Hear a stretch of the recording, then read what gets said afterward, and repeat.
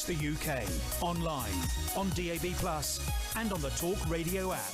Bob Mills on Talk Radio.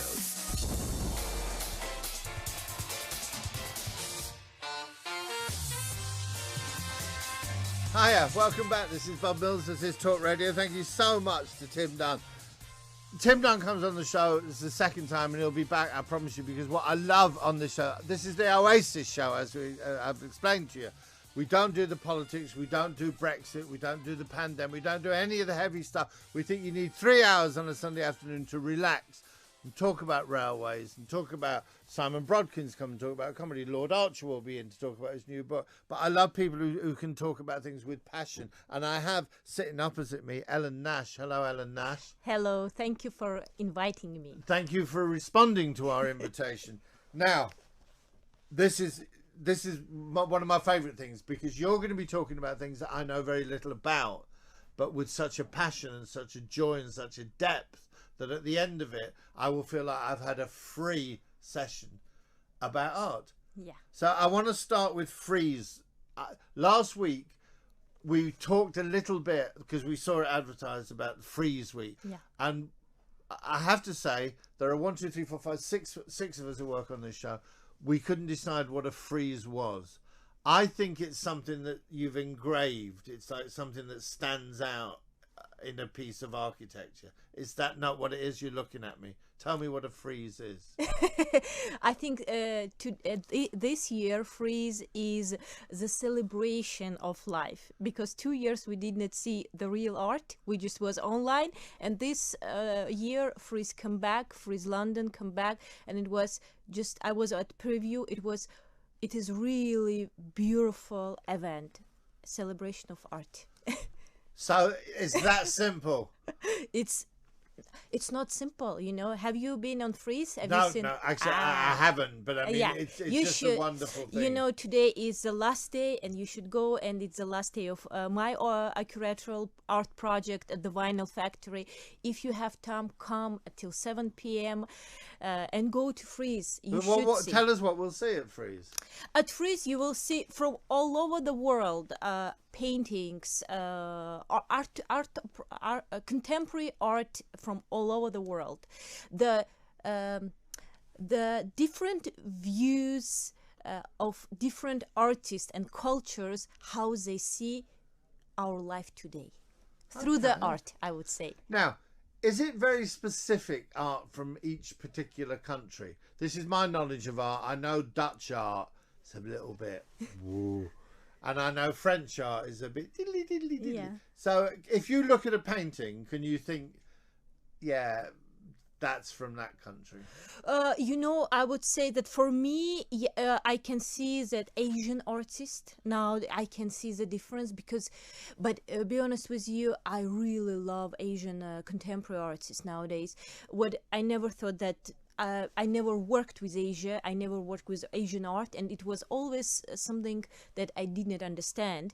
But nowadays, they're contemporary artists. First of all, you can recognize that is Asian artists. They have very good abstract artists, and you can see that it is from Asia somewhere, China, whatever, Korea, whatever. They are from Asia. Okay, let's get specific. Let's do some specific things. I always look at the clock because I don't like starting a conversation and then having a break, but I will start this one. There's a statement that is in front of me which says freedom of speech in art in Russia does not exist. Freedom of speech in art? In Russia does not exist. I would say freedom of speech in political life. Okay. Does not exist. Does not exist. Yeah. But how does that reflect the artistic world? If you're an artist and you want to make a point with a piece of art, yeah, are you being watched? If I write a book, yeah, they will read it. Yeah. The authorities might read it. Are they looking at art and thinking, what does that mean? Look, in your book, if you talk or discuss political life, then yeah, it's a problem. I would say, because I worked for. I'm Master of Arts, my education, and I'm art producer. But more than 13 years, I worked on Russian TV and radio. And if you also are in art sphere, but you in your radio show about art, you talk or discuss something Political, yeah. political, it's a problem. Yeah. And but if you just discuss emotions, sure. whatever it is, love. So tell me, what is your background? You were born in You know, I was born in Yerevan, Armenia. My Okay. parents are Armenians, but at 3 years old, because my dad was from, my father was from Russia, Armenian from Russia. Yeah. We moved back to Moscow. My dad took us back to Moscow, and I grew up the whole my life. I lived in Russia, in Moscow. It's a beautiful country, Russia, isn't it? Moscow and St. Petersburg is just, I think, one of the most beautiful cities in the world. It's there. St. Petersburg is like a museum. Tell us about the art on the what we call the tube, what you call it, the subway stations. Oh, you know, I have been in many subways in all over the world, but the subway in Moscow, it's like a museum. You should come, but it comes from Soviet Union time, you know that, yeah? And it's Soviet Union artist was creating every different station is created by an artist, and I never seen, be honest with you, that kind of metro station, subway anywhere in the world. No, you see them in London. It's adverts. It's all it is adverts. Yeah, and in New York, when you know, I a lot last 12 years because I studied also at UCLA, Californian University. I lived a lot between Moscow and United States. Nowhere never seen so beautiful subway. I know. I've seen pictures of them. They look amazing. I've always been fascinated. We're not going to talk about this now. We're going to move on to. Is it Georgie Hooves? Yuvs. We're going to move on to him. But just before the break, as a young man, when you're a young man, you're an idealist. You are still young, I think. Shush, bless your heart. You become infatuated with certain political ideas, and as you get older, we used to love the Soviet art, you know, the propaganda art, the man with the big muscle holding the ham. In fact, there's a football team in this country called Scunthorpe, and Scunthorpe is a steel town, and the badge of the football team is still basically a piece of Soviet art. It's a worker's hand holding a steel girder. And there is something hugely, whatever the political side of it, there's something hugely powerful about that art, isn't there? You know, it's social art, I would say. It's social art, and of course, they're trying to express the artist. First of all, I want you to understand that there were no art business in Soviet Union time. Okay. No art business at all. And mostly how artists could make money and make a living, you know, to pay the bills, it was if they get the money from the government. It means the government should order book something, you know, that artists... A poster or a piece of propaganda, basically. Yeah, and of course, they want to promote themselves. I mean, the politicians, and that's why it was propaganda art, propaganda of Soviet Union views of life, you know, political life. And because the artists had mostly that opportunity to make living, they have no chance and no choice to do something else. There were some artists, but mostly it was like that. And that political system, which then, you know, collapsed basically, or still exists in some. But what was left from it, the art itself, is still beautiful. It's so powerful.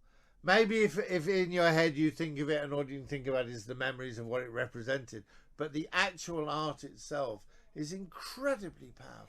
You mean the skills of the Yes. artist? Yes. Okay, yeah, of course. You know that for what I love Russia, it's for art skills. We have really good schools in academic arts and in ballet. You know that we are powerful in that sphere. We are not so powerful in contemporary art, I would say. In academic skills, we have very, very powerful schools, art schools.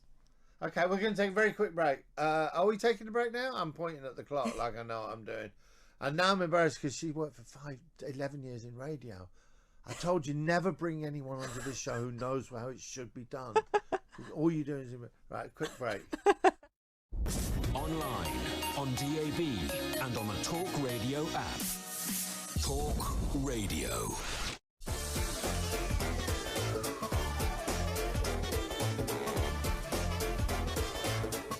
Hi, welcome back. This is Bob Mills. This is Talk Radio with your Oasis show every Sunday afternoon, 114.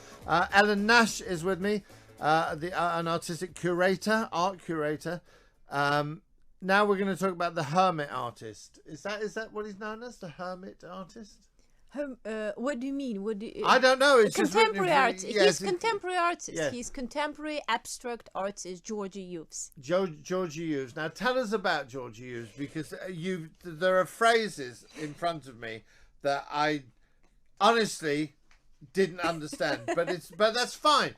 What I see this show as, I see myself as a conduit between you and the audience. They don't understand. It's no good me pretending. Tell me about abstract intuitism.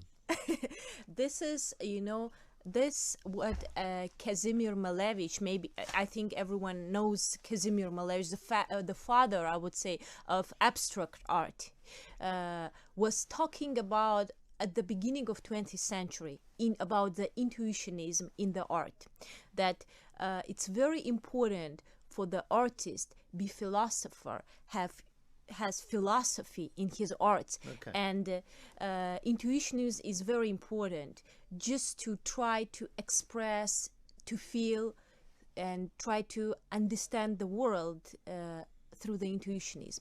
What is Georgie's trying to do in his artworks? And Georgie Hughes, the first artist who, after the Malevich, use intuitionism as a most reliable means of understanding. Right. So tell us how this translates into a piece of art. Okay. Let's presume for a second that our vision of an artist's starting work is a blank canvas on an easel and a palette and some brushes. Look, Georgie doesn't use every time the black canvas. Sometimes he has a white canvas. Right. About the art you should see. It's difficult to talk about art. Right. Better to see once than talk 100 times. Sure. But let's presume, as we're on the wireless, that he doesn't have, I'm presuming he doesn't have a palette and he doesn't have a brush. He starts off with this canvas, yeah, white canvas, blank canvas, and then thinks, I'm gonna let the paint lead me on the journey. He is the first artist who gave the total freedom to his paints. He doesn't use brush. First of all, he has very unique technique who nobody knows about it, and he himself cannot make a copy of his artworks. Right. He is saying that he is giving the total freedom to his paints, and also his paints has a unique formula that nobody knows, because he himself creates that paints, and some of them has UV pigments. That's why when we change the light to UV light, you can see it on our exhibition now. It's at Vinyl Factory. Today is the last day. Mm-hmm. If you have time, you come and see it. When we switch the light to UV light, you can see how deep is his artwork. It's like you jump into them and you see some things that sometimes you can't see just with normal light. How does this differ, and again, you excuse my limited knowledge, from people like Pollock and Klein and Resnick and their action art, where they just put the paint there and let the paint do what it wants?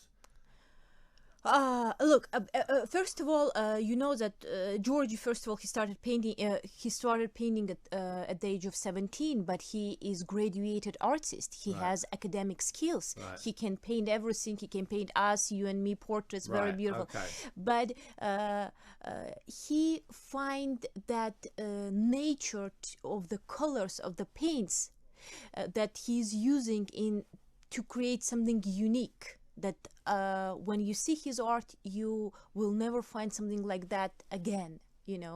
It's something unique that he just find the language, or maybe he find his way to his paints, I would say. So it is a fascinating idea that the paint should lead the journey.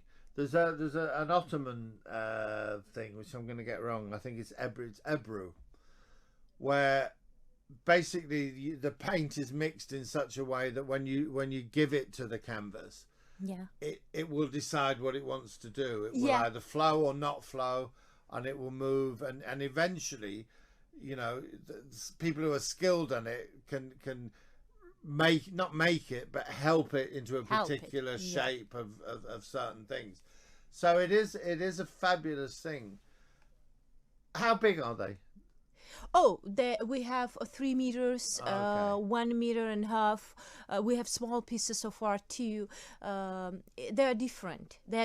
And you will see that all of them, they all have the same language, I would say. But they are also different. We have different series. Also, we try to show 5 series at our new art exhibition. What we have now, unfortunately, it's the last day today, and it finishes at 7.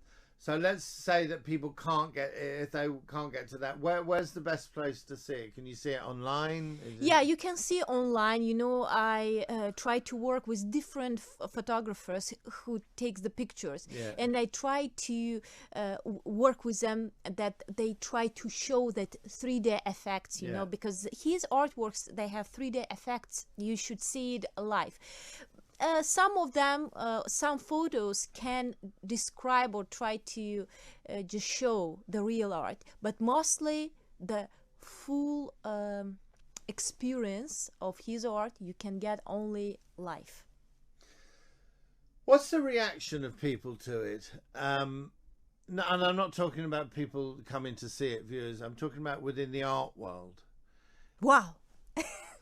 Is it incredible, or are people sort of frightened by it because it's new and because it's using UV and stuff like that? You know, what I heard till now, it's like, wow, it's really interesting. It's really unique. They have so many questions to ask. They are asking about the technique. They're asking about the colors, paints, and UV pigments, about the light. I would say that they like it because it's unique, but still they need time to used to it. I would say like this. What's the art? What's we're winding this up now, and I want to go back to Moscow. Okay. What's the study of art like in schools in Russia? Of course, the history of art you should know from the beginning till the end, and that gives you, as it gives to Georgie also, opportunity to have the full picture, the big picture, to find your way. And for art curators, the same. We know the history of art very good, that we can and have opportunity to understand the contemporary art, because you understand that we are, whatever we are now, it's what we had behind us too. If you don't know what was before you, you can't understand the world now. You can't understand the contemporary art if you don't know the history of art, how we come there, how we end up there, you know, here at contemporary art. If you don't know all that long history of art, it's very hard. And it's a fascinating subject, but it's something that basically comes along in this country anyway, after the bulk of your education. People do history of art at university. They don't do it at school. Art at school, at most schools in this country, there are some specialist schools, but at most, I think it's treated very, very poorly. It's treated like something they kind of have to do for an hour a week, but very little. I've never met anyone, and I know a lot of children in my family, who's got a passion for art because of school, because we studied it at school. You know, I can, from my experience, when I was at school, I mean in Moscow, we had a history of music and music. I was just studying, it was not art school, it was just normal school. And we had a history of arts too, history of art, history of sculpture, before my university. You know, I don't know how it's now in Russia. I can say that in the United States, I can see that it's lack of also knowledge. Kids, they don't have a knowledge about the art, the history of art too. I would say in Russia, I would say till now, kids are really very. They knows. I mean, I see that in Russian schools they are still giving them more than, for example, in American schools, and the more knowledge, and it makes me happy, be honest with you, because then they have opportunity. When they know at least something, they can have a chance to choose the right profession in the future. You know, when you don't know, when at school you didn't have that teacher who told you about the art, history of art or history of music, how you can find out that it's yours? I know, and I may be wrong, but I don't think I am. I'm wrong on a lot of things, but I don't think I am on this, because I've spent my life talking to lots of different kids in my family and stuff. I think we're sadly lacking in this country about teaching kids about not necessarily how to produce art, but the history of it. But listen, this is over far too quickly. It's been absolutely fascinating. Ellen Nash, get online and find this art, Georgie's art. It's been fascinating. Thank you so much for spending some of your valuable Sunday with us. It's Bob Mills, it's Talk Radio. Online, on DAB, and on the Talk Radio app. Talk Radio.